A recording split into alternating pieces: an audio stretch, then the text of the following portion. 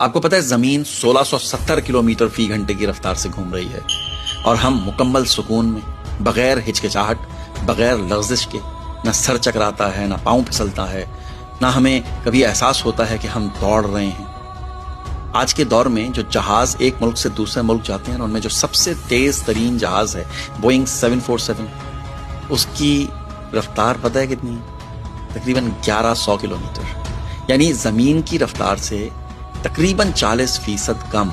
اور ہاں، زمین سورج کے گرد بھی گھوم رہی ہے 10,08,000 کلومیٹر فی گھنٹہ، یعنی ہر لمحہ ہم خلا میں سفر کر رہے ہیں، مگر ہمیں کچھ بھی محسوس نہیں ہوتا، کوئی جھٹکا نہیں لگتا، بس ایک مکمل بے آواز نظام۔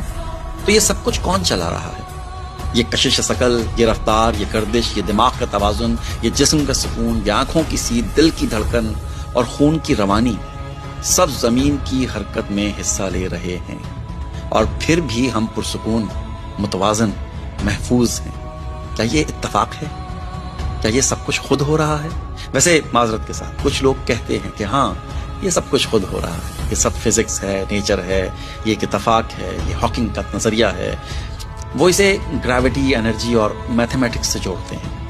میں ان کے علم کا احترام کرتا ہوں، لیکن میں سوال ضرور اٹھاتا ہوں، کیا بے جان مادہ اتنا ہم آہنگ ہو سکتا ہے؟ کیا بگ بینگ کے بعد رینڈمنس اتنی ترتیب دے سکتا ہے؟ کیا بلائنڈ فورس ایسا نظام بنا سکتی ہے جس میں نہ صرف توازن ہو بلکہ خوبصورتی بھی ہو؟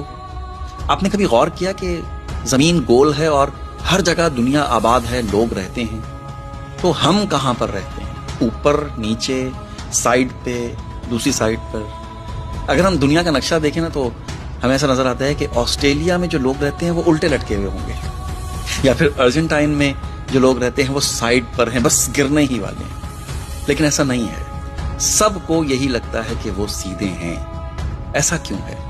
کیونکہ زمین نہ خلا میں ہے، اور خلا کی کوئی سمت نہیں ہوتی، کیونکہ اس کی کوئی باؤنڈری نہیں ہے، کیونکہ زمین کی کشش ثقل ہمیں اپنے مرکز کی طرف کھینچتی ہے، اور ہر انسان کے لیے نیچے وہی ہے جہاں اس کے قدم ہیں۔ تو ہم سب زمین کے دائرے پر مختلف زاویوں میں ہیں، مگر ہر ایک خود کو درست محسوس کرتا ہے۔ یہ کتنا حیرت انگیز توازن ہے!